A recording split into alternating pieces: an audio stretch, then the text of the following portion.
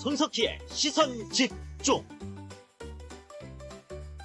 네, 청취자 여러분 안녕하십니까, 손석희입니다. 1월 4일 화요일 아침 손석희의 시선 집중을 시작하겠습니다. 삼한사원이 이게 새해 들어서는 어디로 간 모양입니다. 계속 춥네요. 오늘 전국이 가끔 구름 많겠고 호남 서해안과 제주 영남 일부 지방에는 아침까지 눈 또는 비가 조금 오는 곳이 있겠습니다. 어제부터 이 포항과 울산을 비롯한 영남 동해안 지방에 아주 기록적인 폭설이 내리고 있죠. 최고 30cm가 넘는 그런 폭설이 내렸습니다. 교통편이 마비되는 등 피해가 속출하고 있는데 이 지역에 계신 분들은 출근길에 각별히 좀 신경을 쓰셔야 되겠습니다. 아침까지 내륙 지방을 중심으로 안개가 끼는 곳이 있겠습니다. 내륙 지방을 중심으로 한파특보 역시 발효 중에 있습니다. 오늘 낮에 전국이 일시적으로 영상의 기온을 보이겠지만 추위는 더 이어지겠습니다. 성탄 전야부터 12일째 지금 한파가 이어지고 있네요. 오늘 낮 최고 기온은 1도에서 7도 정도의 분포로 어제하고 비슷하겠습니다. 현재 기온이 서울이 영하 6.9도, 부산은 0도를 가리키고 있습니다.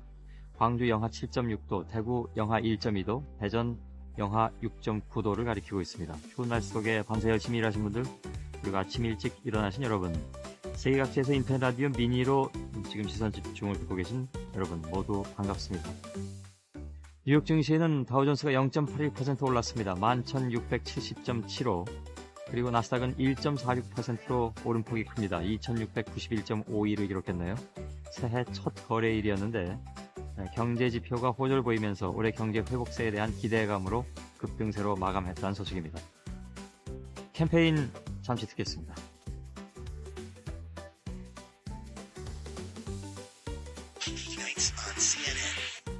مشاهدينا مع الجزيرة هذا الصباح.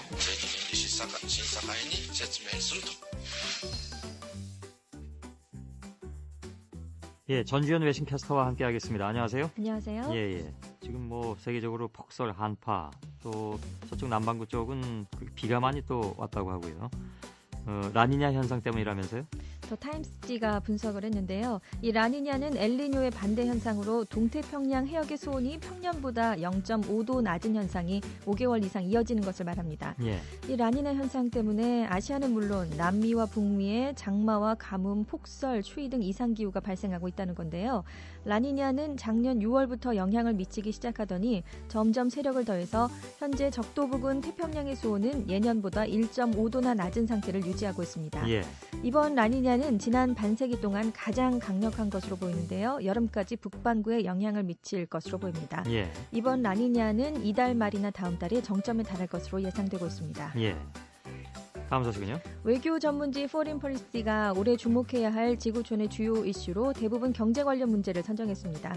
주요국 대선은 내년에 더 집중돼 있고요. 올해 각국 정상의 신년사도 일자리 창출과 일반 국민의 생계 문제 등 경제에 초점이 맞춰져 있기 때문입니다. 첫 번째 화두로 국제 유가 문제를 꼽았는데요. 국제 유가는 작년 5월부터 조금씩 오르다가 지난해 말 91달러까지 상승했습니다. 유가가 앞으로 계속 오르면 회복 중인 세계 경제에 큰 타격을 줄 것으로 예상했습니다. 또 유럽 재정 위기도 큰 관심사로 선정됐는데요. 트리셰 유럽 중앙은행 총재는 그동안 그리스와 아일랜드 재정 위기를 잠재우는 데 주력해왔지만 오는 10월 독일이 다음 총재 순번국이 되면 정책 노선이 바뀌면서 경제 위기가 다시 불거져서 유로존이 붕괴될 수도 있다고 예상했습니다. 예. 맹모 삼천지교를 중국에서는 가르치지 못한다면서요, 이제? 그렇습니다. 일부 지역인데요. 예. 산둥성과 후베이성 등에서 고전의 일부 내용이 청소년들의 가치관을 오도할 수 있다면서 가르치지 못하도록 했습니다. 말씀하신 것처럼 그중에는 맹자의 어머니가 아들 교육을 위해서 집을 3번이나 옮겼다는 맹모 삼천지교를 설명한 성맹 무택 린처가 있었는데요. 이게 맹자의 어머니는 이웃을 택했다는 그런 뜻입니다. 예. 사람이 주변 환경에 지배당하는 것을 암시해서 환경에 적응하고 주변과 조화롭게 사는 법을 배워야 할 청소년에게 그릇된 가치관을 심어줄 수 있다는 점이 지적됐습니다. 또 책 속에 본래 황금집이 있다 이런 뜻의 서중자유 황금목도 문제가 됐는데요. 배움을 입신양명의 수단으로만 여기던 봉건시대 사상으로 이제 지식과 기술을 가르쳐 사회에 공헌하라고 가르치는 현재와 맞지 않는다는 지적입니다. 예. 오전을 다시 가르치는 게 이렇게 오래된 일이 아닌데 중국에서는 이게 그렇습니다. 다시 이제 또 좀 문제가 제기되는 모양이군요. 네, 한 3년 전부터 가르쳐 왔는데요. 예. 많은 또 얘기가 나오고 있네요. 다음 소식은요? 미국 아칸소주에 새와 물고기가 떼죽음을 당한 채 발견됐습니다. 작년 12월 31일 오후 아칸소주 비브시의 하늘에서 찌르레기가 무더기로 떨어져 내려서 민가 주변과 정원에 쌓였습니다. 새들은 반경 500m에서 1km 내에 집중적으로 떨어졌는데요. 예. 지금 1일까지 죽은 채로 발견된 새가 5천여 마리에 이르고 있습니다. 네. 새들이 높은 고도에서 폭풍이나 벼락을 맞았을 가능성이 제기됐고요. 주민들이 새해를 축하하면서 쏜 폭죽에 놀라서 둥지에서 떨어지거나 스트레스로 죽었을 가능성이 제기됐습니다. 예. 또 비브시에서 서쪽으로 200km 떨어진 오자크강 어귀에서는 민어 10만여 마리가 죽은 채 발견됐는데요. 이게 모두 한 어종으로 만약 오염물질에 의한 것이었다면 모든 어종이 피해를 입었어야 하기 때문에 예. 한 어종에만 질병이 발생한 것으로 일단 추정되고 있습니다. 이건 그 상황이 전혀 다른 두 가지라서 이게 한 가지로 설명하기도 어렵겠고 참 그렇군요. 지금 굉장히 원인을 밝히는데 어려움을 겪고 있다고 하네요. 예. 예. 다음 소식은요? 짧게요. 예. 지난해 자연재해로 사망한 사람이 1983년 에티오피아에서 대기근이 발생했던 이래 가장 많은 것으로 나타났습니다. 예. 하이티 대지진으로 22만여 명, 러시아의 폭염으로 5만 6천여 명이 사망했는데요. 하이티 대지진은 희생자는 많았지만 빈국에 속해서 경제적 피해가 그리 크지 않았는데요. 예. 반면에 한 달 뒤에 발생했던 칠레 대지진은 200여만 명의 이재민과 함께 300억 달러의 경제적 피해를 발생시켜서 작년 최대 경제 재해로 기록됐습니다. 예. 천주영 캐스터였습니다. 고맙습니다. 감사합니다. 예.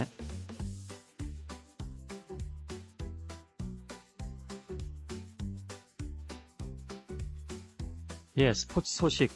어제부터 저희들이 원래 2부에 있던 스포츠 및 경제 소식을 1부로 옮겨서 1부에 좀 속보성을 좀 강화하겠다 이렇게 말씀드린 바가 있습니다. 그 대신 뉴스 포커스가 이제 잠시 후 6시 반 이후에 이제 2부에 나가게 되죠. 그리고 금년부터는 이 스포츠 코너를 맡아주신 분이 바뀌었습니다.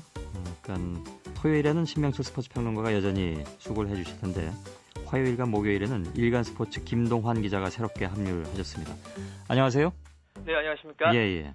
김동환 기자를 새로 만나라고 이 코드 음악도 바꿨습니다. 감사합니다. 예. 반갑습니다. 네, 반갑습니다. 예. 잘 좀 부탁드리겠습니다. 제가 잘 부탁드리겠습니다. 예. 중간에 어디 딴 데 가신다고 하지 말고 오래 맡아주시면 좋겠습니다. 저도 계속 오랫동안 하고 싶습니다. 예. 우리 축구 대표팀이 아시안컵 대회를 앞두고 오늘 저녁에 이제 마지막 평가전을 갔죠. 네, 그렇습니다. 상대가 아랍에미리트 클럽팀이라고 하고요. 네, 아랍에미리트 리그 9승 2무로 현재 1위를 달리고 있는 알자지라라는 팀입니다. 예. 예, 조광래 감독이 이제 이끄는 우리 축구 대표팀이 카타르에서 열리는 아시안컵 대회를 앞두고 현재 아랍에미리트 아부다비에서 현지 적응 훈련 중인데요. 예. 최종 점검을 위해서 오늘 밤 마지막 평가전을 갖습니다. 우리 시간으로 밤 11시 30분에 시작합니다. 예. 이번 경기는 피파 경기 원칙에 따르는 그런 국제 대항전이 아니라 말 그대로 평가전입니다. 우리로서는 이기고 지는 것보다는 사실 대회 개막을 눈앞에 두고 최종적으로 전력이나 전술을 점검하는 데 의의가 있다고 하겠습니다. 예. 선수 교체를 자유자재로 할 수 있고요. 그래서 선수들을 두루 기용하면서 컨디션을 점검하고 또 실전 감각을 끌어올릴 계획입니다. 예. 다만 국내 TV 중계가 안 되기 때문에 국내 팬들이 시청할 수 없는 것이 조금 아쉽게 됐습니다. 예. 좀 늦은 시간이라서 그런가요? 대개 중계하는데 이번엔 없군요. 예, 아무래도 국가 대항전이 아니라 클럽팀과 평가전이기 때문에 예. 종료 요성에서 그렇군요. 조금 예. 있습니다. 시리아와 얼마 전에 경기하지 않았습니까? 그때 박지성 선수의 포지션 변경을 시험하는 것 같은데 오늘은 뭐 어떤 전술이 또 나올까요? 네, 시리아전에서는 무릎 부상으로 결정하는 스트라이커 박주영 선수 공백을 메우기 위해서 왼쪽 날개인 박지성을 처진 스트라이커로 옮겨서 테스트해 봤는데 예. 결과적으로 실패로 판명났습니다. 예. 이른바 박지성 시프트라는 거였는데요. 가운데에서 상대 수비수들한테 겹겹이 둘러싸이다 보니까 특기라고 할 수 있는 돌파와 또 공간 침투 능력까지 발휘하지 못하는 그런 부작용이 생겼습니다. 예. 결국 조광래 감독은 박지성 선수를 원래 위치인 왼쪽 날개에 그대로 두고요. 대신에 수비형 미드필더인 구자철 선수를 처진 스트라이크에 넣는 그런 시험을 할 계획입니다. 예. 22살의 기대주인데요. 구자철 선수 비교적 패스가 정확하고 또 슈팅력도 갖춰서 역할을 잘 수행해 줄 것으로 기대됩니다. 예. 구자철 선수 올해 K리그에서 5골 넣고 도움을 12개나 올리면서 도움왕을 차지할 정도로 뛰어난 경기 운영 능력을 보여준 선수입니다. 예. 광주 아시안게임대회에서도 아주 눈부신 활약을 해서 국민들 눈길을 사로잡았는데요. 이번이야말로 또 자신의 진가를 제대로 보여줄 수 있는 결정적인 기회라고 하겠습니다. 예. 근데 처진 스트라이커, 섀도우 스트라이커라고 하더군요. 네네. 이게 왜 이렇게 중요한 포지션인가요? 네, 원래 우리 대표팀의 기본 전형은 4-4-2 전술입니다. 예. 즉 투톱을 세우고 미드필더 4명이 뒷선을 형성해서 공격을 펼쳐나가는 대응인데요. 구체적으로 말씀드리면 박주영 선수하고 한 명의 파트너가 투톱으로 나서고 박지성 선수가 왼쪽 날개, 이청용 선수가 오른쪽 날개, 그리고 기성용, 구자철 선수가 중앙 미드필더로 나서는 그런 모양입니다. 예. 뭐 이럴 때는 말씀하신 그런 처진 스트라이커, 일명 섀도우 스트라이크라는 게 필요가 없습니다. 그런데 이제 현재 간판 공격수인 박주영 선수가 무릎 부상 때문에 빠진 상황이기 때문에 투톱을 쓰기에는 무리입니다. 예. 그래서 고육책으로 꺼낸 것이 공격수 한 명, 즉 기동원 선수를 원탭으로 세우고 한 명의 공격수를 그 약간 아래로 내려서 스트라이커 겸 중앙 미드필더로 뛰게 하는 것인데요. 예. 그게 바로 이제 처진 스트라이커 개념이고요. 예. 그때 이제 양쪽 날개 미드필더는 그대로 있습니다. 대신에 중앙 미드필더 2명이 약간 더 아래로 내려가기 때문에 공격과 수비 연결고리 역할을 잘 해줄 수 있습니다. 때문에 전방 또는 좌우로 공격을 풀어나가는 그런 역할을 할 수 있는 것이 바로 섀도우 스트라이커고, 이 선수는 찬스가 났을 때 또 슈팅까지 연결할 수 있어야 됩니다. 예. 그렇기 때문에 공을 가장 잘 다루는 박지성 선수나 구자철 선수가 지금 가장 유력한 후보로 그렇게 테스트되고 있는 겁니다. 예. 그럼 박지성 선수도 거기 갖다 놓으니까 잘 안 되더라 그런 얘기 아니에요? 네, 그렇습니다. 아무래도 원래 자기 스타일이 있는데 가운데에서는 자기 스타일을 마음껏 발휘할 수 없고 또 수비에 워낙 막히다 보니까 예. 아주 답답한 경기가 또 될 수 있습니다. 알겠습니다. 프로 배구 얘기로 좀 넘어가 보죠. 삼성화재, 현대캐피탈 이게 뭐 원래 양강 구도인데 이게 깨지면서 어느 해보다도 이제 재밌을 것이다 이런 얘기가 나왔습니다. 지금 상황은 어떤가요? 네, 아주 어느 때보다도 치열한 그 순위 다툼이 형성되고 있는데요. 대한항공 최근까지 8연승 달리면서 1위 돌풍을 일으켰고요. 예. 또 어제 이제 LIG 손해보험까지 예상을 깨고 2위로 뛰어 올랐습니다. 만년 4위 꼬리표를 달고 있는 LIG 손해보험인데 어제 캡코 45화 경기에서 세트스코어 3대0으로 승리하면서 6승 3패가 됐습니다. 예. 그래서 현대캐피탈과 동률이 됐는데 하지만 점수 득실률에서 조금 앞서서 LIG가 2위로 올라섰습니다. 아직 시즌 초반이긴 하지만 대한항공하고 LIG가 1, 2위를 나란히 기록한 것은 프로 출범 후에 거의 보지 못했던 일입니다. 예. 그만큼 이제 팀 간 전력 평준화가 이제 이루어졌다는 말인데요. 우선 그 3시즌 연속 챔피언을 차지한 삼성화재가 세대 교체에 실패하면서 바닥까지 떨어진 상황이고요. 예. 그나마 현대캐피탈이 주포 문성민 선수가 이제 2라운드부터 징계에 풀리면서 6연승을 달리면서 우승 후보의 체면을 지켜줬는데 일요일에 삼성화재한테 지면서 상승세가 꺾였습니다. 예. 그 틈에 LIG 손해보험이 그 8연승 중이던 대한항공을 꺾었고 또 어제 캡코 45한테도 이기면서 3연승을 달려서 순위 역전에 성공한 예. 것입니다. 삼성화재하고 현대캐피탈이 좀 약해졌다고는 하지만 이게 갑자기 군웅할 것이다가 됐네요. 네, 그렇습니다. 예. 사실 두 팀이 뭐 좀 약해졌다고 해도 사실 나머지 두 팀이 이렇게까지 잘할 줄은 몰랐는데요. 예. 배구는 겉으로 보기에는 누가 얼마나 잘 때리느냐가 승부를 가르는 것처럼 보이는데 실제로는 얼마나 잘 때릴 수 있게 리시버와 토스가 잘 받쳐주느냐가 관건이라고 할 수 있습니다. 예. 그동안은 공격력은 대한항공, LIG 손해보험, 역시 삼성화재나 현대캐피탈에 못지 않았습니다. 하지만 리시브와 수비가 불안해서 좋은 경격으로 이어지지 못했는데 올해 두 팀의 수비가 몰라보게 좋아지면서 상승세를 타고 있습니다. 예. 대한항공 같은 경우에는 그 새로 들어온 신인 레프트 곽승석 선수가 리시브를 전담해주다시피 하면서 세터 한선수 선수의 토스가 살아나고 또 공격수 김학민, 에반 선수 득점력까지 향상되고 있는 모양입니다. 예. LIG 손해보험 역시 그동안 김유한, 이경수 이 선수들이 공격에만 아주 또 전념하고 있었던 선수인데 이번 시즌 들어서 착실히 수비 리시브를 잘 해주면서 공격력까지 배가 되는 그런 상황입니다. 예. 어제 경기에서도 김유한 선수, 이경수 선수가 각각 15점, 13점씩 올려주기도 했지만 둘이서 리시브를 20개 이상 정확히 받아준 것이 더 주요했다는 분석입니다. 예. 뭐 모든 스포츠가 그렇지만 공격이나 수비 둘 중에 하나만 잘해가지고는 안 된다는 걸 아주 대표적으로 보여주는 게 배구라고 할 수가 있겠죠. 네, 그렇습니다. 예. 여기까지 오늘 듣겠습니다. 수고하셨습니다. 네, 감사합니다. 예, 일간 스포츠 김동환 기자의 첫 방송이었습니다. 여러분은 지금 성신여대 손석희 교수가 진행하는 시선 집중을 듣고 계십니다.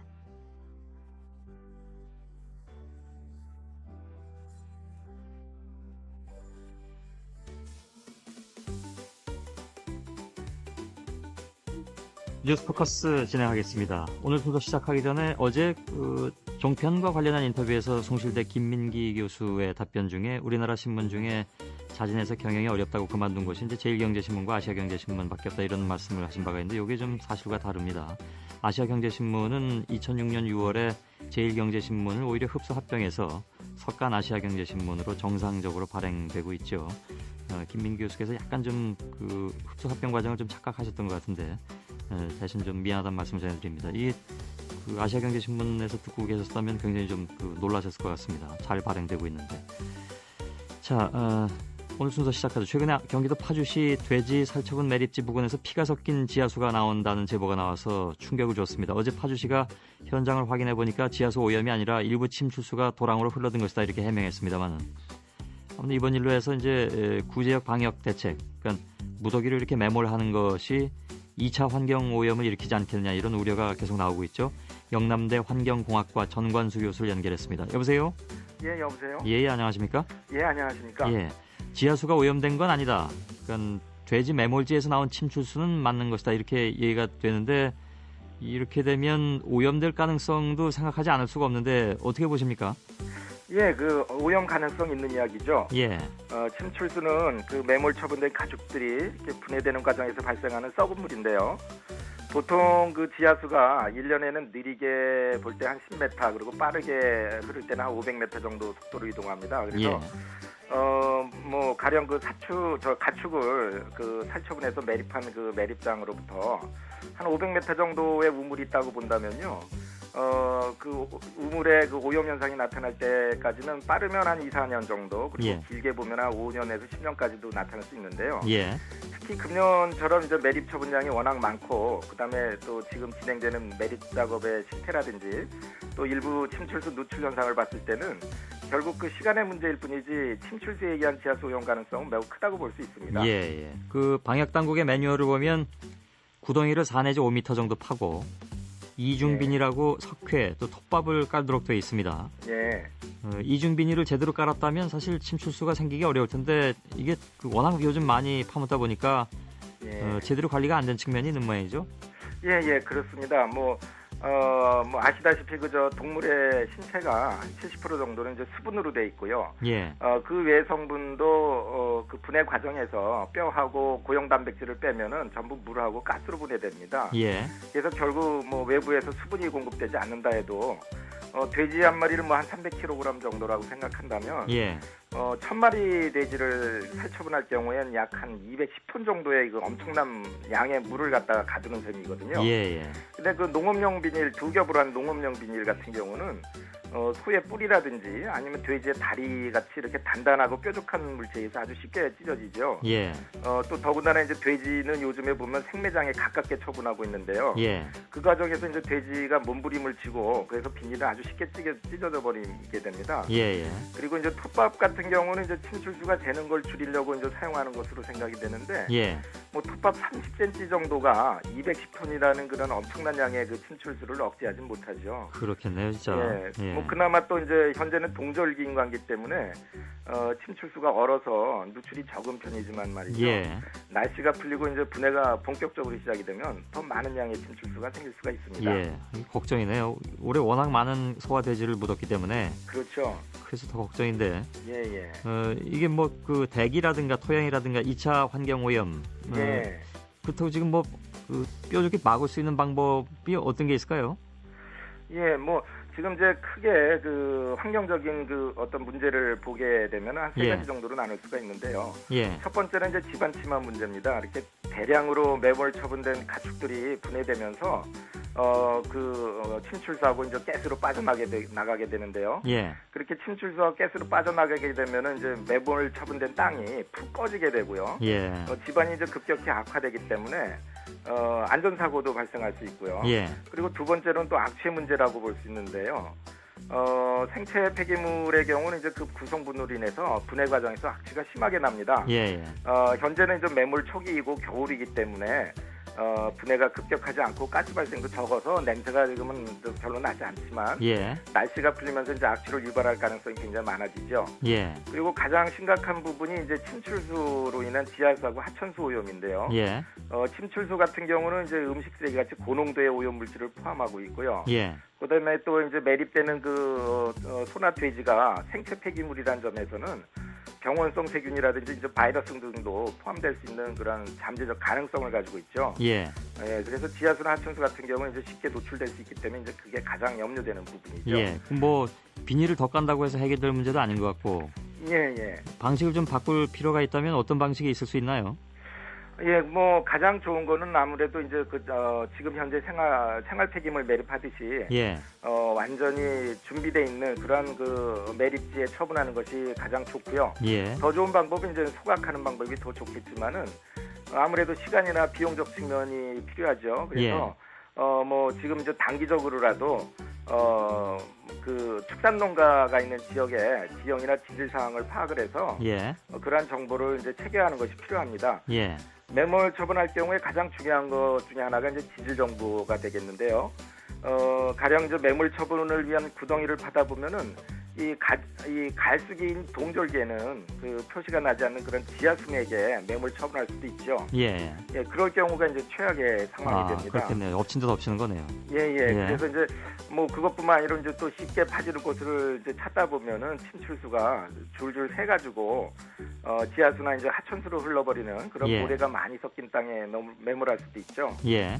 그래서 해당 지역의 그 지하수맥이라든지 아니면 지질의 투수도 같은 것을 미리 파악해서 적절한 지점에 매몰 처분하는 것이 가장 중요하다고 봅니다. 예. 급하니까 뭐 그런 거 생각할 겨를이 현장에서는 사실 없을 경우도 있을 텐데. 예. 그러나 향후 일어날 수 있는 문제를 생각해서라도 조금이라도 좀 더 신중해야 되겠다 이런 생각은 좀 드는군요. 예, 그렇죠. 예. 알겠습니다. 여기까지 일단 도움 말씀 듣겠습니다. 고맙습니다. 예, 고맙습니다. 예, 영남대 환경공학과 전관수 교수였습니다.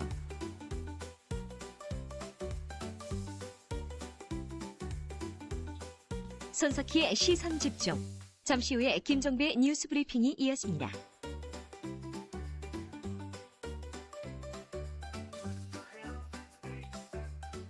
예, 새해 업무 첫날인 어제 각 회사별로 시무식이 있었습니다. 서울 성동구청 청소행정과 직원들은 좀 특별한 시무식으로 한 해 업무를 시작했다고 하는데 이하나 리포터가 함께 가봤습니다.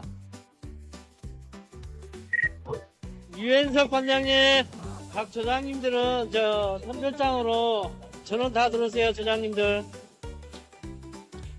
비키세요. 먼지가 많이 나니까요. 잠이 좀 비켰다니까요. 분리작업 잘해야지. 비키지 않게. 예? 이게 페트병인가? 이게 물레기냐? 병이 많아요? 이거 따로따로 담아야 되는 거 아니야? 병만 담으면 돼, 병만? 뭐 좀 골랐어? 한금도 끊냐고. 돈 되는 게 없어. 돈 되는 게 없어. 여기다 넣으세요, 여기다. 분리배출이 얼마나 중요한 거 알겠지? 여기다 골라오니까. 자, 다음 모이세요, 다음 모이세요. 예, 맨날 뭐 사무실에서 일하다가 새해 시무식을 현장에서 해보니까 하여튼 좋은 경험이 된 것 같습니다. 올해 다들 건강하시고 열심히 봉사합시다. 네. 한 달에 한 번씩 하시죠.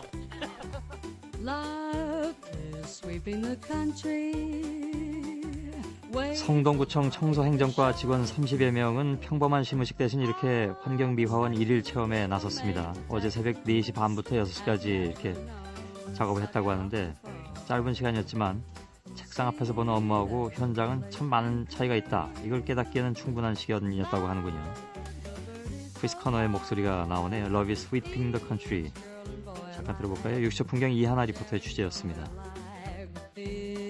That passion will soon be national. Love is sweeping the country. There never was so much love.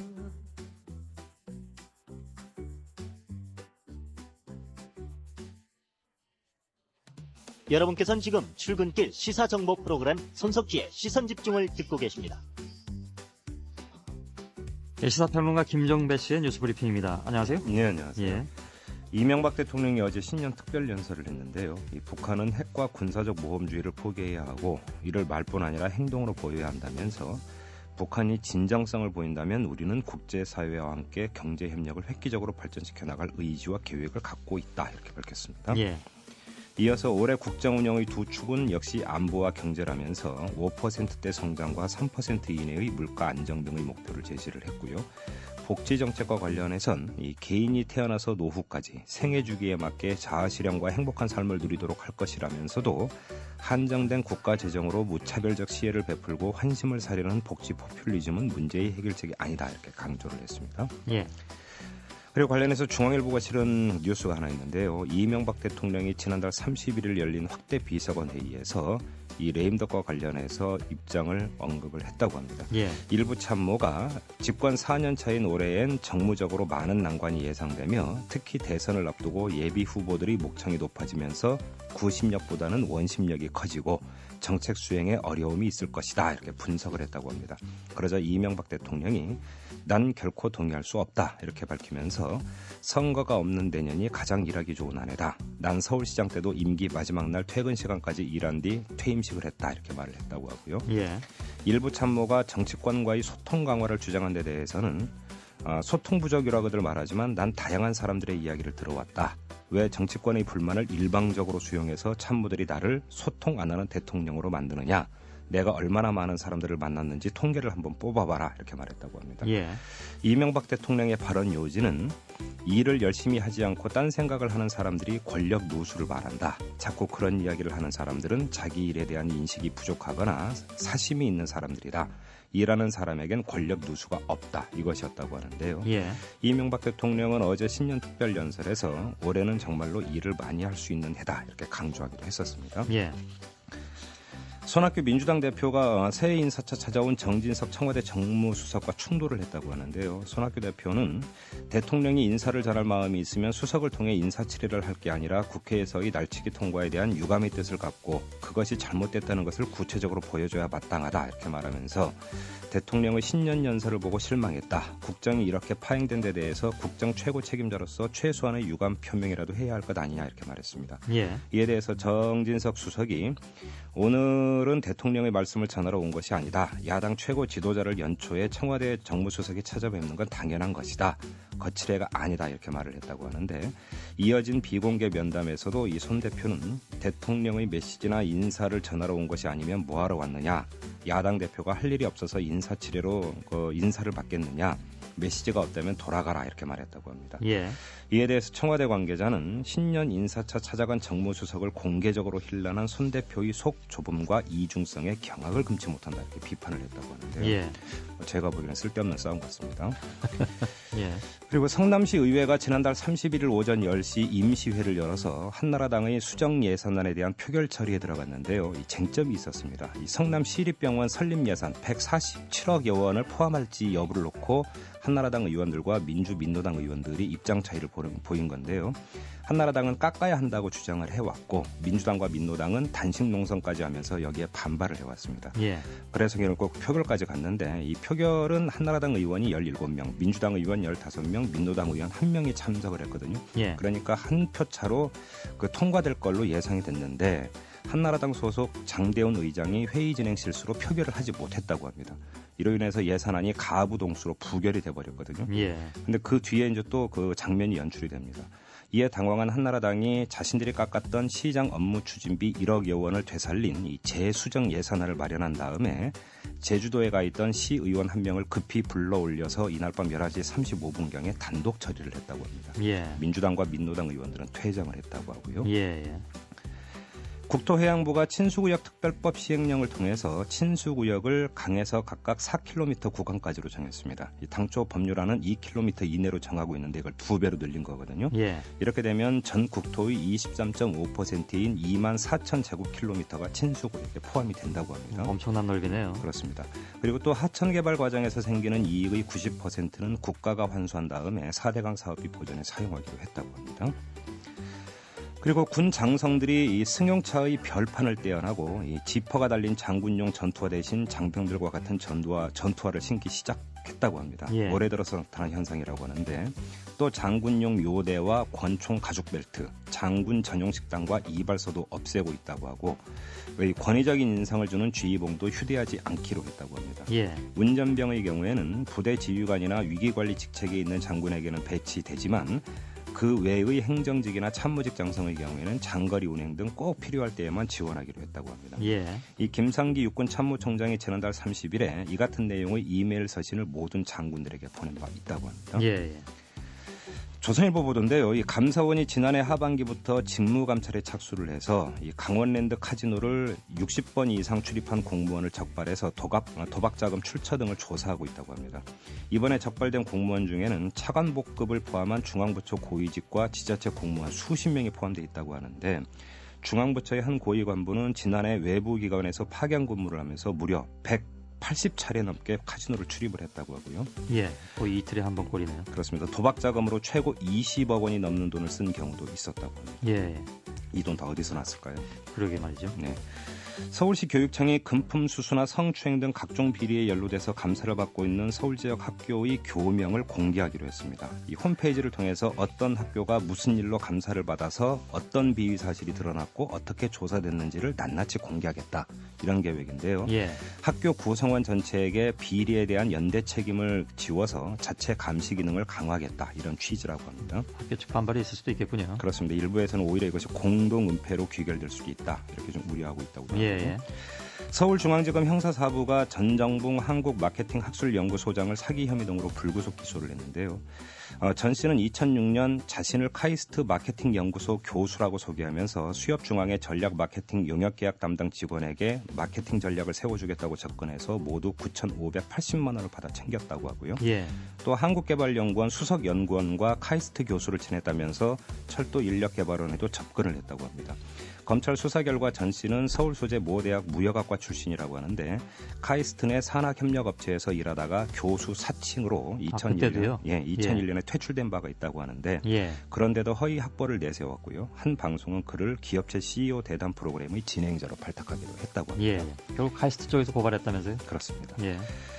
보건사회연구원 조사 결과가 나왔는데요. 2009년 기준으로 이 출생 후 대학 졸업 때까지 자녀 한 명에게 지출되는 총 양육비가 얼마냐? 2억 6,204만 4천 원이라고 합니다. 월 평균 자녀 양육비는 영아가 68만 5천 원, 유아가 81만 6천 원, 초등학생이 87만 5천 원, 중학생이 98만 2천 원, 고등학생이 115만 4천 원이라고 하는데 대학생은 얼마냐? 141만 9천 원이라고 합니다. 이 양육비에는 자녀가 재수를 하거나 해외로 어학연수를 가는데 들어가는 비용 등은 포함되지 않은 것이라고 하는데 송 교수께서는 두 아들 다 키우셨죠? 다 이제 계산해 봐야 되겠네요. 네, 부럽습니다. 저는 애가 둘인데 아직 초등학교입니다. 많은 사람들이 오늘 계산해 볼 것 같습니다. 네, 수고하셨습니다. 고맙습니다. 시사평론가 김종배 씨였습니다.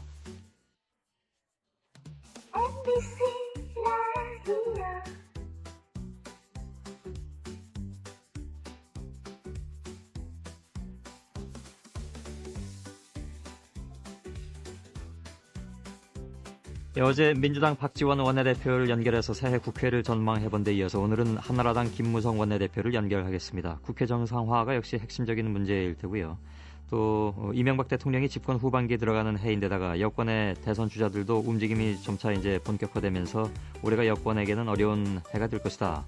이런 그 분석이 나오기도 합니다. 이에 대한 입장도 듣죠. 김무성 원내대표 연결하겠습니다. 여보세요? 네, 안녕하십니까. 오래간만입니다. 예, 안녕하셨습니까? 자, 박지원 원내대표가 어제 이 방송에서 금년에 좀 싸우지 말고 국민을 바라보면서 야당에게도 명분도 좀 주고 양보도 좀 해주는 그런 여당이 됐으면 좋겠다라는 얘기를 한 바 있습니다. 답을 주신다면 어떻게 주시겠습니까? 저도 제발 좀 그렇게 됐으면 좋겠습니다. 우리가 작년에 예산안 처리 전에는 야당에게 명분도 양보도 많이 해드려가지고 언론으로부터 칭찬도 많이 받았지 않습니까? 두 분은 원래 친하다고 이렇게 언론에 많이 나왔습니다. 그래서 제가 제발 새해에는 그 의사 진행을 몸으로 막지 말고 표결에 응해 주시기를 정말 간절한 마음으로 부탁드립니다. 표결에 응하면 일방통행한다고 야당에서 당연히 또 얘기를 하기 때문에 그래서 문제가 거기서 늘 시작되고 꼬이고 그러는 것 같은데요. 표결이라는 게 일방통행이 아니죠. 거기서 반대 의사를 밝히고 당당히 반대 표를 던지면 되는 것이죠. 올해도 그렇게 녹록치 않을 것 같습니다. 들어봤더니. 아무튼 정진석 정무수석도 어제 민주당 손학규 대표한테 새해 인사하러 갔다가 분위기가 별로 안 좋았다고 합니다. 그래서 그렇다면 새해 들어서 무엇을 고리로 풀어야 할 것인가 하는 의문이 계속 생기는데요. 김무성 원내대표께서 생각하시기에 지금의 국회를 풀어나가는데 좀 정상화시키는데 고리가 되는 것이 무엇이라고 생각을 하십니까? 저는 복잡하게 생각할 거 없고요.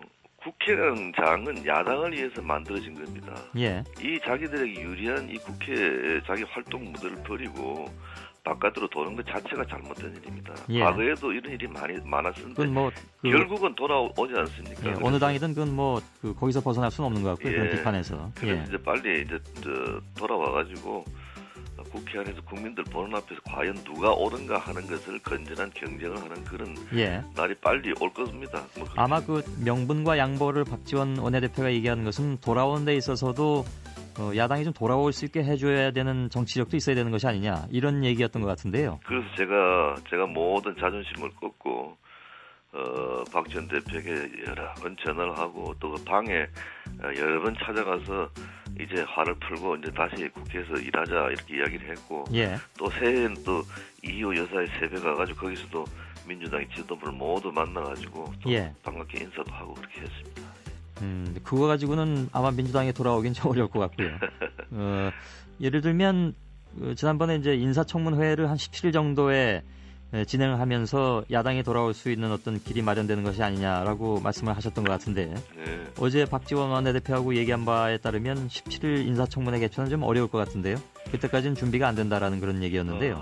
국회에 법이 있는데요. 예. 정부로부터 임명 동의안이 오면은 15일 이내에 인사청문회를 하게 돼 있고 20일 안에 본회의를 열어가지고 그 결과를 채택하게 돼 있습니다. 6일날 임명 동의안이 온다고 하니까 한 20일께는 청문회를 갖다 열어야 되겠죠. 만약에 야당에서 이것까지 거부한다면은 법에 의하면은 장관 2명은 그냥 그대로 임명 날짜만 지나면 임명 절차를 밟게 되어 있는 것이고 감사원장의 경우는 또 야당에서 지금 정동기 내정자에 대해서 벼르고 있지 않습니까?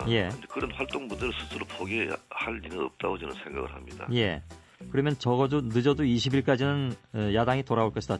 청문회만큼은. 네네. 6일날 이제 양당 수석 부대표가 만나가지고 구체 일정을 이제 정하기로 했습니다. 알겠습니다. 그건 뭐 좀 지켜봐야 되는데. 그리고 그 당장 시급한 가축 전염병 예방법의 개정을 위해서 7일날 농림수산식품위원회가 열리게 되어 있습니다. 그것부터 이제 국회가 이제 정상화되는 단초를 열게 될 겁니다. 박지원 원내대표는 그 문제에 있어서는 뭐 청문회도 그렇고 국회 정상화와는 별개다 이렇게 어저께 얘기한 바가 있습니다. 이건 뭐 좀 더 야당하고 풀어야 될 문제라고 생각을 하고요. 개각 자체에 대해서는 어떻게 평가를 하고 계십니까? 박지원 원내대표는 회전문 인사다. 특히 이제 그 정동기 전 민정수석이 감사원장에 내정된 것은 뭐 여러 가지 민간인 사찰 문제라든가 또 대통령의 수석 차관급이 감사원장으로 가는 것이라든가 이건 독립성에 문제가 있다라는 문제를 지적한 바 있는데요. 어떻게 받아들이십니까? 뭐 그동안 한 번도 개각에 대해서 인사에 대해서 야당에서 뭐 잘했다고 평가한 일이 한 번도 없었기 때문에 뭐 거기에 대해서 크게 문제 뭐 생각 안 하고 어쨌든 제가 볼 때는 흠결 없는 인사 그리고 전문성을 갖춘 무난한 인사라고 생각을 하고 앞으로 일을 잘 할 것으로 생각합니다. 만약에 정동기 내정자에 대해서 그런 문제가 있다면은 청문회에서 뭐 철저하게 따져가지고 정 문제가 있다면 또 그에 따른 조치가 있게 되지 않겠습니까? 뭐 어디까지 얘기가 나오고 있는지 모르겠습니다만은 박지원 원내대표는 뭐 많은 제보가 있다 또 이렇게 얘기를 하고 있는데 나름 이제 현미경 청문을 하겠다라는 입장인 것 같습니다. 문제는 이제 그 열리느냐 언제 열리느냐가 이제 궁금한데 그 문제에 있어서 아까 말씀하신 그 답변으로 가름하도록 하겠습니다. 그 개헌 얘기가 조금씩 좀 또 나왔다가 들어갔다 작년에 그랬는데 연초되면서 안상수 대표도 그 얘기를 하고 이회창 자유선진당 대표도 새 인사 쪽에서 이제 개헌 논의 얘기를 했습니다. 그런데 정치권을 분석하는 사람들의 입장에서는 개헌이 과연 가능하겠느냐 불가능이 쪽에 훨씬 더 무게를 두는 것 같은데 김무성 원내대표께서는 어떻게 보십니까? 한번 기억해 보십시다. 얼마 전에는 개헌 이야기 나오면 전부 개헌해야 된다고 다 주장했거든요. 지금 뭐 유력한 정치 지도자 또는 대권 주자들도 다 개헌해야 된다고 주장하다가 이제 자기가 좀 유리해지면 이제 개헌 뭐 그거 해도 되겠는가 뭐 시간 늦었다 이렇게 핑계를 댑니다. 잘못된 일입니다. 왜냐하면 법이란 것이 100년 대계이기 때문에 현재의 대통령에게 모든 권한이 집중되고 5년에 한 번씩 단임제를 하는 것은 정말 여러 가지 잘못됐다는 것이 지금 실패 증명이 나와 있지 않습니까? 5분의 전직 대통령이 임기 말이 다 불행해졌고 또 자기 당으로부터 축출당하는 그러한 전례가 있기 때문에 이것은 바꿔야 됩니다. 바꾼데 여야 간의 합의만 보면은 이거는 뭐 한 몇 달 안에 해낼 수 있는 일입니다. 그래서 작년 연말부터 이게 좀 논의가 됐으면 일인데 그건 아쉬운 점이 있습니다만 올 초부터 시작해가지고 6월 전에 충분히 결론을 낼 수 있는데 만약 그때까지 이게 안 되면은 소모적 논쟁은 이제 하지 말고 논의 자체를 끝내야 된다 하는 것이 제 주장입니다. 원래는 그 지난해 후반에 연말까지 개헌 특위가 만들어지지 않으면 이건 좀 접어야 된다라는 입장을 밝히신 바가 있는데. 예, 그런 적이 있습니다. 예. 근데 아시다시피 정치 외적 요인이 워낙 큰 사건들이 많이 터져가지고 예. 개헌 문제를 이야기할 그런 분위기가 조성이 안 됐었죠. 예. 그러나 지금 와가지고 또 시간 부족이다고 해서 포기한다는 것은 우리 책임을 방기한 일이다라고 저는 생각합니다. 근데 이제 분석한 사람 입장에서는 냉정하게 보면 일단 이제 그 여권과 야권의 대선 주자들이 떠오르면 떠오를수록 이 개헌과 관련한 얘기는 물 건너갈 수밖에 없다라는 쪽으로 보는 것 같습니다. 특히 이제 만약에 이건 뭐 일방적으로 갈 수가 없는 문제이기 때문에 네. 야권에서도 반대를 하고 그러면 야권에서는 지금 뭐 국면 전환용이라고 보는 것 같습니다. 속내는 어떨지 모르겠습니다만 그러면 현실적으로 좀 어렵다고 보는 게 맞는 거 아닌가요? 현실적으로 좀 어렵다고 이거 자체를 해야 될 일을 포기하는 것은 옳지 못하죠. 그래서 마지막까지 노력을 해보겠습니다. 예. 그리고 아까 이제 잠깐 말씀하실 때 개헌의 명분으로서는 지난 이제 단임제 대통령들이 모양 좋게 끝난 적도 없고. 예. 근데 이제 그 이명박 대통령 같은 경우에는 어제도 그런 얘기가 나왔습니다만은 임기 말까지 레임덕은 없다. 그런 얘기를 하신 걸로 되어 있습니다. 그래서 레임덕 없이 잘 마친다면 5년 단임제도 잘 끝내는 것으로, 다시 말해서 그 제도도 괜찮은 것으로 현실적으로는 증명되는 것이 아닌가요? 만약 그 전제가 맞다면. 그런데 지금 제일 중요한 것은 예. 대통령 선거는 5년이고 국회의원 선거는 4년이고 예. 이 주기가 맞지 않아가지고 매년 선거를 갖다 함으로써 국력을 갖다 낭비하고 있지 않습니까? 예. 그래서 이것은 주기적 한 2년에 한 번 정도 선거를 할 수 있는 주기를 맞춰주는 게 좋은 일이고요. 예. 또 무엇보다도 혼자 모든 권력을 쥐고 있는 이 권력 집중, 이게 제일 문제입니다. 예. 거기다가 이명박 대통령이 되고 난 뒤에 한 달에 2번 정도 해외 나가 있습니다. 예. 그래가지고 국내 문제를 어떻게 해결할 수 있습니까? 너무 일이 과거에 비해서 많아지고 국제적인 문제가 많아지고 예. 우리 대한민국 국제적 비중이 커지고 있기 때문에 예. 거기다가 또 북한에서 호시탐탐 또 우리한테 공격을 또 해오지 않습니까? 예. 그래서 혼자서 하기에는 너무나 벅찬 일이기 때문에 예. 이 업무도 나누어야 되고 권력도 나누어야 되고 특히 우리나라처럼 동서간에 쫙 갈려가지고 지역 감정이 만국병인데 예. 이 문제를 해결하기 위해서도 권력은 한 두세 분에게 분산해가지고 예. 서로가 서로를 사이좋게 나눠서 가지는 것이 좋은 일이다라고 예. 생각합니다. 뭐 당의 공식 입장은 아니겠습니다만 김무성 원내대표의 경우에는 이른바 군권형 대통령제를 선호한다 그런 말씀이시겠군요. 아닙니다. 저는 4년 중임제 정부 통제를 원합니다. 4년 중임의 정부 통령제요. 네. 이건 그 박근혜 전 대표가 예전에 비슷한 얘기를 한 바가 있는데. 그렇습니다. 그 같은 생각이시라고 보면 되겠군요. 큰 방향은 같은 방향이고 예. 또 작은 부분은 조금 또 다른 또. 예, 알겠습니다. 박근혜 전 대표 얘기가 나왔으니까 이제 바로 질문 드리겠습니다. 요즘에 대선 행보를 바라보는 시각은 어떠십니까? 홍준표 최고위원이 너무 우성화시킨다. 그러니까 이렇게 일찍 나와서 우성화되면 레임덕도 가속화시키게 되고 본인에게도 결코 도움이 되지 않는다. 다시 말해서 정권 재창출에는 도움이 안 된다라는 요지로 얘기한 바 있는데요. 정작 본인은 그렇게 활발한 활동을 하지 않고 있는데 예. 언론에서 이렇게 앞서가는 것 같아요. 예. 오늘도 조간 보니까 전부 지금 그분에 대한 보도를 대해서 특별히 하고 있는데 이 상황에서 이제 그 대구를 박 전 대표가 내려가는데 거기서 굉장히 많은 사람들이 또 모였다고 하더군요. 지역구 의원이 정초에 대구 내려가가지고 신년에 참석하는 게 당연한 일인데 예. 너무 언론에서 앞서서 이렇게 크게 보도하고 하다 보니까 예. 이걸 빨리 앞당기는 그런 결과가 오게 된 것 같아요. 예. 다시 말해서 뭐 언론이 했든 어찌됐든 결과가 이렇게 된 것에 대해서는 바람직하지는 않다고 보시는 건가요? 그러면? 아니 그 유력 주자가 현 정권과 또 자기 당의 대통령이 하는 어떤 일에 대해서 예. 다른 소리를 갖다 내게 되면 그 문제가 되죠. 예. 그러니까 뭐 박 대표가 그렇게 다른 소리를 갖다 낸 일이 별로 없기 때문에 예. 큰 문제는 아니라고 생각합니다. 예. 기왕에 얘기 나왔으니까 제가 마지막으로 드릴까 하다가 그냥 여기서 질문을 드리겠습니다. 김무성 원내대표는 올해 5월 4일이면 이제 임기가 끝나시는 걸로 알고 있습니다. 네. 원내대표 임기가 1년이니까요. 한때는 친박계 좌장으로 불리시기도 했습니다. 근데 제가 기억하기에 그때 이제 세종시 문제로 결국 이제 관계가 좀 소원해졌는데 임기 끝나면 관계 복원하실 생각은 없으십니까? 그 질문에 답변하지 않겠습니다. 저는 저에게 주어진 임무에 충실할 따름입니다. 예. 친박계에서는 김무성 원내대표급의 어떤 그 좌장급이 역시 필요하다라는 그런 의견들이 많이 나온다고 지난번에 보도를 봐서요. 뭐 다른 분 훌륭한 분이 많이 있습니다. 예, 알겠습니다. 어떤 뭐 지금 말씀하시긴 좀 어려운 측면도 있으시겠죠. 아 근데 저하고 인터뷰하면서 제 문제를 묻지 않고 왜 자꾸 박 대표 문제를 묻는지 참 예, 그건 뭐 답답합니다. 예. 어쩔 수 없이 연관되는 그런 측면이 있기 때문에 질문 드릴 수밖에 없다고 봅니다. 그 안상수 대표의 리더십을 둘러싼 논란은 지금 이른바 이제 대한 부재론 속에 덮여 있는 그런 분위기인 것 같습니다. 그런데 분석가들은 그렇게 얘기합니다. 그러니까 4월에 재보선이 치러지는데 그 이후에 다시 문제가 불거질 수도 있지 않겠냐라는 그런 분석이 나왔는데요. 어떻게 보시는지요? 여론은 시시각각으로 변하는 것입니다. 우리에게 당장 어려움이 닥쳤다고 뭐 미리 지레 겁먹고 좌절하면 안 되죠. 그래서 예.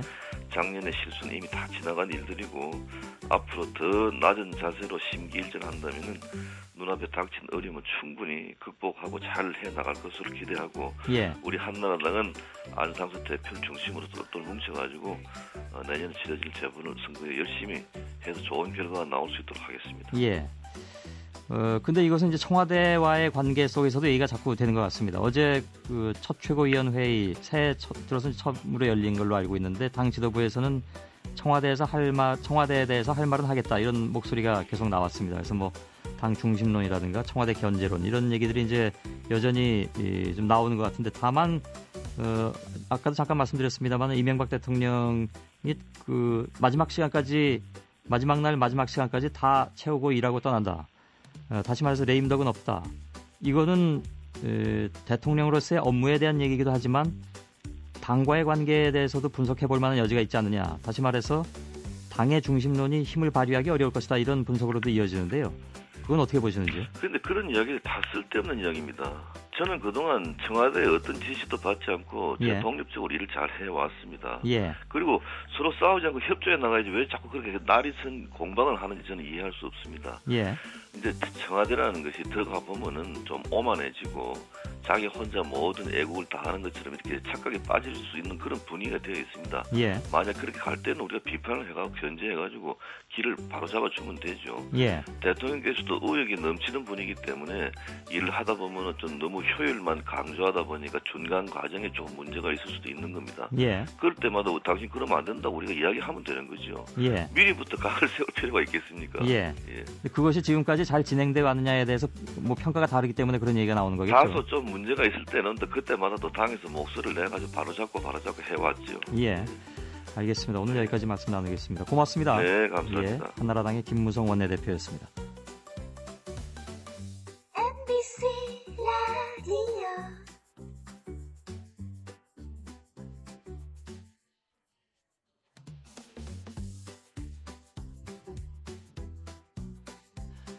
주사위는 던져졌다. 어제 그 종합편성 채널이죠.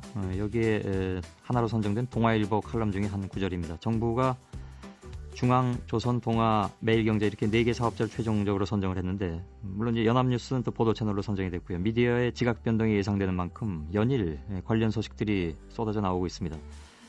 앞으로 어떻게 새로운 체제를 안착시킬 것이냐 혹은 시장에 대한 부작용은 없을 것이냐 여기에 대한 관심이 집중되고 있는데 정부와 종편 채널로 선정된 사업자들은 시청자들의 선택권 확대 또 산업적 측면을 강조하고 있습니다만 한편에서는 장고 끝에 악수를 둔 것이 아니냐 이런 평가도 내리고 있습니다. 우선 너무 많이 이제 그 허가를 내렸기 때문에 선정을 했기 때문에 이에 따른 부작용이 만만치 않을 것이다 이런 얘기도 나와 있고 언론 시장, 여론 시장에 대한 영향 이런 것에 대해서도 우려하는 분들이 많이 있습니다. 강상현 연세대 언론홍보영상학부 교수를 연결했습니다. 여보세요? 여보세요? 예, 안녕하셨습니까? 네, 안녕하십니까? 예. 4개의 종편 채널, 하나의 보도 채널 다 생존할 수 있겠느냐? 그 숭실대 김민기 교수는 어찌됐든 생존을 할 것이다 라는 얘기를 하면서 그에 따른 부작용을 더 크게 얘기를 했는데요. 네네. 생존 자체에 대한 전망도 좀 이렇게 엇갈리는 것 같습니다. 강상현 교수께서는 어떻게 보십니까? 네, 뭐 한마디로 4개 종편에다가 이제 보도 채널 1개를 대거 허용한 것은 잘못된 것이라고 저는 보고 있습니다. 예. 그런 결정은 뭐 국내 시장 상황을 전혀 고려하지 않은 무리한 상당히 무책임한 허가였다고 저는 생각합니다. 예. 왜냐하면 지금 국내 방송 광고 시장이 3조 원 약간 넘어가는 수준이거든요. 예. 지상파 전체가 한 2조 원 정도 되고요. 지상파하고 비슷한 종편 하나를 제대로 운영하려고 그러면 연 한 5천억 정도 광고 시장이 필요하다는 게 전문가 의견입니다. 예. 그게 4개면 2조 아닙니까? 예. 그러면 방송 광고 시장이 지금도 3조 원인데 2조 원 이상이 한꺼번에 넣는다. 그건 불가능한 거죠. 예. 실제 많은 전문가들도 오래전부터 종편을 한다 하더라도 1개 정도는 모르겠는데 2개 이상은 무리다 하는 걸 계속 지적해 왔었습니다. 예. 그러면 방송 광고 시장이 한 3조 원 정도 된다고 말씀하셨는데요. 네네. 전체 광고 시장은 한 8조 원 정도 된다고 들었습니다. 네네. 뭐 8조 원인데 조금 늘어가지고 최근 한 10조 가까이까지 늘었다는 통계가 나와 있습니다. 그럼 방송 광고 이외에 다른 광고 시장, 예를 들면 뭐 신문이라든가 인터넷이라든가 뭐 등등의 이제 광고 시장이 여전히 따로 존재하는데, 그렇죠. 그쪽에서 그러면 광고 수주가 이쪽으로 넘어오게 될 경우에 네네. 다른 미디어 산업에 대한 그 영향이 분명히 또 있을 수가 있겠죠. 예, 서로 상호 연결된 구조이기 때문에 당연히 있죠. 그런데 이제 바로 그 문제 때문에, 그렇다면 종편이 살기 위해서 다른 미디어 시장이 죽느냐, 이것을 방지하기 위해서 아마 그 방송통신위원회에서는 광고 시장의 전체적인 볼륨, 규모를 좀 키운다라는 그런 생각을 가지고 있는 것 같습니다. 네네. 예를 들면 이제 그 광고를 지금까지 못했던 그런 품목에 대해서 좀 더 할 수 있도록 한다든가. 네네. 이런 쪽으로 해서 전체적인 규모를 키우면 전체가 다 그래도 조금씩 살 수 있지 않겠느냐. 네네. 아주 최악의 경우는 오지 않지 않겠냐라는 그런 인식인 것 같은데, 거기에 대해서는 어떻게 보시는지요? 예, 뭐 잘 아시다시피 그동안 조선중앙동아가 중심이 된 방송을 만들기 위해서 뭐 미디어법부터 시작해서 상당히 무리수로 많이 떠왔죠. 예, 그동안은 조중동 방송 만들기에 주력해 왔다 그러면 이제 앞으로는 허가가 난 이상 조중동 방송 살리기 이쪽을 위해서 또 여러 가지 무리수를 둘 가능성이 있고, 그에 따른 특혜 지원이라든지 또 특혜 요구들을 많이 하고 있죠. 그러다 보면 여러 가지 지금 그 방송 시장 자체가 공정 경쟁을 해야 되고 서로 같은 조건에서 경쟁을 해야 되는데, 지금 새로 출범하는 방송에 대해서는 이미 법적으로도 상당히 특혜가 주어져 있는데, 새로 어떤 방송 채널을 낮은 번호로 달라든지 대부분의 외국에서 허용하고 있지 않은 그 병원이나 전문 의약품 광고 같은 것도 허용해라든지 뭐 그 외에도 여러 가지 요구를 하고 있거든요. 그리 되면은 방송 시장 질서 전체를 교란시키게 되는 그런 문제점이 발생하게 되는 거죠. 이 정상화가 아니고 있는 시장도 어려운데 어느 정도 영향력 있는 언론사들이 대거 방송 시장에 들어옴에 따라서 작은 파일을 또 서로 나누어 가지다 보면 또 서로 니전 투구를 하게 되는 그런 양상이 되고 그런 과정에서 각가지 부작용이 나타날 수 있기 때문에, 강교수께서는 그 이제 작은 파일을 나눈다고 했는데 파일을 좀 더 키운다 하더라도 여전히 좀 부족하다. 그러니까 정상적 운영하는 데는 부족하다. 따라서 부정적인 그런 그 결과들이 많이 나올 것이다. 이렇게 보신다는 말씀인가요? 네, 그렇죠. 왜냐하면은 그 어느 정도 GDP가 조금씩 늘어나더라도 외국의 경우도 그렇고 우리나라의 기존 통계도 그런데 GDP 대비 광고 시장, 방송 광고 시장의 비율은 그리 팍 늘어나는 게 아니거든요. 정체 상태 또는 약간 줄어드는 그런 통계들이 나오고 있는데, 100가지 편법을 쓴다고 해서 그 거대한 시장 자체가 한꺼번에 늘어난다고 보기는 어려운 거죠. 그렇다면 장기적으로 보자면 뭐 시장 논리에 따라서 도태되는 채널이 있을 수도 있겠고 합병되는 채널이 있을 수도 있겠고 그렇게 함으로써 뭐 정부도 자격이 되면 다 줘서 시장 경쟁하도록 한다라는 것이 이제 기본적인 입장인 것 같으니까 그렇게 시장의 논리대로 흘러가는 것에 대해서는 어떻게 생각하십니까? 네, 참 좋은 말씀인데, 시장의 논리대로라는 것은 정말 자유롭게 경쟁을 하는 건데 그래서 이제 공정 경쟁의 룰이 있는 거 아닙니까?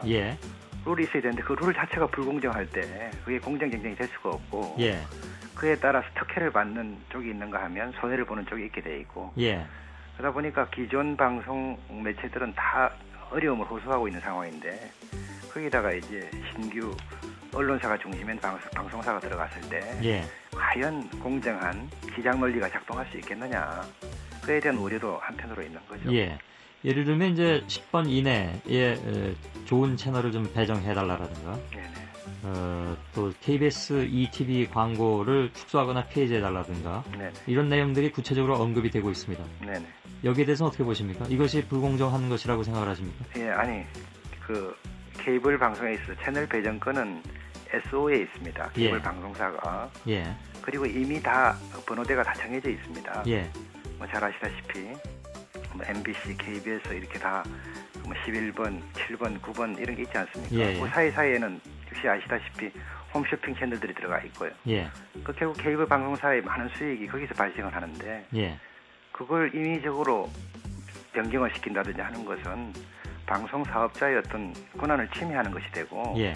그런데 이걸 이제 행정지도라는 이름으로 무리하게 낮은 번호 채널들을 배정하겠다든지 하는 그런 어떤 정책적인 가이드라인 이야기가 나오고 있고요. 예. 또 ETV 광고 폐지하고 관련해서도 오래전부터 이게 정말 그 KBS의 공영성 제고를 위한 뭐 그런 노력으로 보는 시각보다는 예. 결국 종편 살리기 위한 거 아니냐. 그 방송 광고 빼가지고 예. 결국 그것이 종편 시장에 흘러가도록 하기 위한 그런 어떤 그 정책적인 예. 그 의도가 있는 것이다 하는 그런 의혹들이 있기 때문에 어느 하나라도 좀 명분이나 합리성이나 이런 것이 없이 예. 그 강제되는 것 같은 그런 느낌들이 주어지고 있기 때문에 예. 역시 계속 무리수는 거듭되고 있다 그런 생각을 하게 되는 거죠. 이건 어떻게 생각하십니까? 그러니까 그 SO들이 그 주요 이제 그 공중파 사이사이에 전부 지금 그 쇼핑 채널을 넣어놓지 않았습니까? 네네. 그것도 어떻게 보면 뭐랄까 시청권의 제한을 가져오는 SO들의 자사이기적 태도다. 네네. 라는 비판도 그동안에 많이 있어 왔거든요. 네네. 물론 이제 그걸 드러내고 거기에 꼭 새로 출범하는 종편을 넣어야 되느냐 하는 것은 별개의 문제이긴 합니다만은 그러한 SO의 행태에 대한 비판에 대해서는 어떻게 생각하십니까? 예, 그런 그 사이사이에 그런 채널들이 끼어 있음으로써 예. 시청자들의 불편이라든지 이런 걸 논다는 지적도 있습니다만 예. 그 자체가 이제 그동안에 여러 가지 그 케이블의 경영난이라든지 이런 걸 해소하기 위한 예. 그 시장 논리가 작동하면서 이렇게 정착이 되어 왔던 하나의 제도들이거든요. 예. 그런데 그걸 이제 사업자들 간에 논의를 거쳐서 자연스럽게 예. 결정돼야 될 문제인데 이거는 이제 좀 행정지도라는 이름으로 강제되고 있다는 인상을 강하게 주고 있기 때문에 알겠습니다. 방법론상의 문제겠죠. 예. 그렇다면 이런 그 여러 가지 우려들을 몰랐을 리는 없을 것 같은데 왜 이렇게 4개, 5개 채널 선정을 한 것인가? 네네. 어떻게 보고 계십니까? 예, 참 저도 그 오래전부터 많은 그 시민단체라든지 여러 곳에서 그 문제를 지적을 많이 해왔습니다. 예. 도대체 이런 결정이 누구에게 이익이 되느냐 하는 걸 좀 한번 따져볼 필요가 있는 거죠. 예. 아다시피 지금 방송 산업 자체도 그렇게 되면서 교란이 될 수가 있고 시장 왜곡이 올 수 있는 거고 예. 그게 기존 사업자에게도 별 도움이 안 되는 것 같고 예. 신규 진입자에게도 산업적으로는 당장 미래가 불투명하거든요. 그럼에도 불구하고 조중동에다가 이제 매경도 끼어 있습니다만은 이런 다수 사업자를 바로 일시에 대거 허가한 거. 예. 그건 결국은 이제 산업적인 고려보다는 그 밑에서 정치적 고려가 더 강하게 작용한 것 아니냐 예. 하는 지적인데 저는 거기에 대해서 동의를 하고 있습니다. 예. 왜냐하면은 그동안에 이제 한나라당이라든지 이런 집권 여당에서는 과거에 방송 때문에 그 정치적인 어떤 어려움을 많이 겪었다고 보고 예. 어떻게든지 방송을 장악을 해야 되겠다는 그런 의도를 가지고 있다는 지적이 많거든요. 예. 그러니까 이제 조중동 그러면 다 좀 보수 언론으로 이렇게 일반적으로 이야기하지 않습니까? 예. 매경도 마찬가지고요. 친재벌적이고 이러한 그 언론사들을 대거 허용하게 되면 결과적으로 다 그 여론 지향이 보수화되는 거죠. 예. 거기다가 KBS, MBC 같은 방송사들도 과거보다는 비판 기능이 많이 약화됐다는 지적도 있고 새로운 매체의 그 보수 매체의 진입과 기존 매체의 보수화 이런 것들이 다 함께 연결되면은 우리나라 전체 여론이 한쪽으로 그냥 쏠려버릴 수 있는 가능성이 훨씬 높아지는 거죠. 예. 알겠습니다. 그런 점에서 우려한다 이런 말씀이시겠군요. 그러니까 저는 오히려 산업적인 위기보다 그런 장기적으로 봐서는 정치적인 그 여론 지형의 그 한쪽 쏠림 현상이 훨씬 더 우리 사회의 민주주의의 어떤 미래를 봐서도 위험한 그 전망이라고 생각이 됩니다. 여기까지 듣겠습니다. 말씀 잘 들었습니다. 네. 강상현 연세대 언론홍보영상학부 교수였습니다.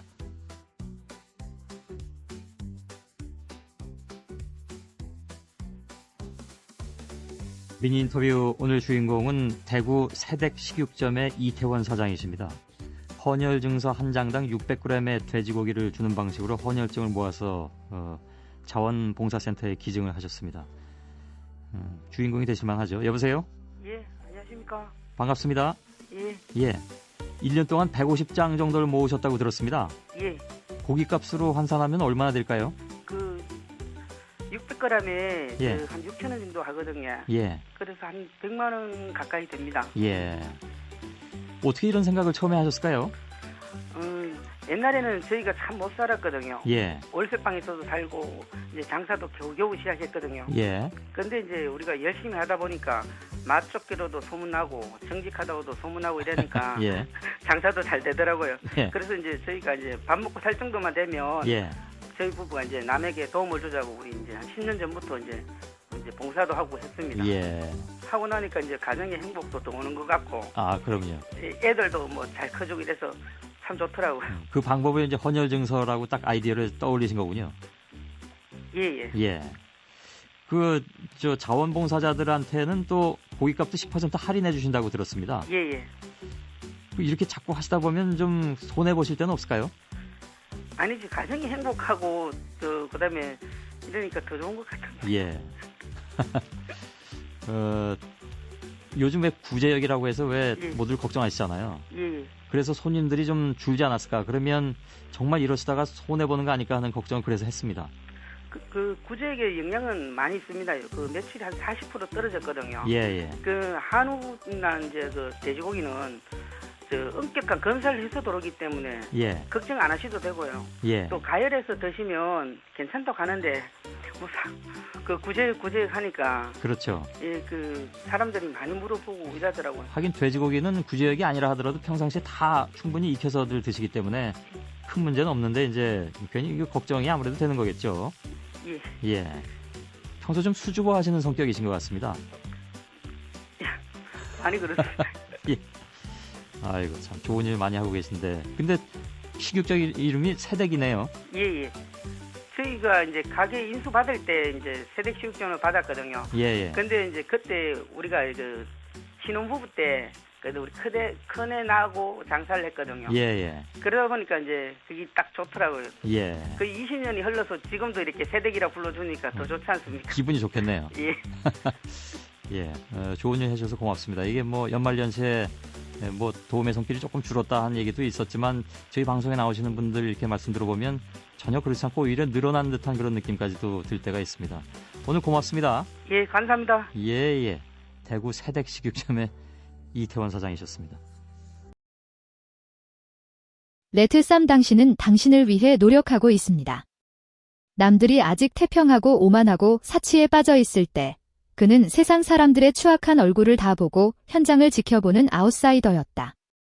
그는 항상 신중하고 자랑하지 않으며 과시하지 않습니다. 너무 신중해서 처음 만났을 때 깊이 생각하지 못했습니다. 53대하 강사가 지적했다. 나는 웃으며 말했습니다. 아니요, 과거에 대한 기사를 조사 중입니다. 전기. 그 뒤에는 현재 태양광 회사가 있습니다. 나는 그를 찾아서 물어볼 수 있습니다. 나는 스승님의 손을 바라보았다. 맞은편 소파에는 젊은 남자가 앉아 있다. 그해 나는 겨우 19세였습니다. 학교에서 만나는 남자아이들은 아무리 잘생겨도 대부분 아직 철없고 창백한 청춘의 모습을 갖고 있다. TV에 나오는 다양한 것들이 카드놀이로 진행됩니다. 마치 조화처럼 아름다운 메이크업 분리막이 탄생합니다. 눈앞에 있는 이 남자의 눈은 엷은 안개로 덮여서 볼 수는 없지만 사람들이 견딜 수 없게 만드는 것 같았다. 더 보고 싶고 더 깊이 배우고 싶다. 나는 그에게 고개를 끄덕였다. 그는 흔들리지도 흔들림도 없이 여유롭게 나를 쳐다볼 뿐이었다. 나중에 나는 여러 번 부당하게 강사를 비난했습니다. 그렇다면 키엠 학교에 대해 몇 마디에 지나가는 말이라도, 예를 들어 아버지는 누구십니까? 듣기만 해도 이미 알고 있던 이름. 아무리 멀어도 애초에 아무런 생각도 떠오르지 않는 그 거리? 예를 들어 그의 어머니는 학교에 몇 번 가곤 했습니다. 그때마다 감독님도 멀리 서서 그를 맞이해야 했다. 그때 내가 조금이라도 알았더라면 그런 운명의 뒤틀림에 휘말릴 정도로 순진하지는 않았을 텐데. 뭔가 있으면 서로 배워라과 같은 정중한 문장. 물론 제가 그렇게 무뚝뚝한 사람은 아닙니다. 사실은 당신을 귀찮게 하려고 달려드는 사람이 아닙니다. 그 후 나는 오랫동안 트로옹 투킴을 다시 볼 수 없었지만 임무의 톱니바퀴가 돌아가기 시작했을 때 모두가 상황에 휩싸인 채스말에 불과했습니다. 이 삶이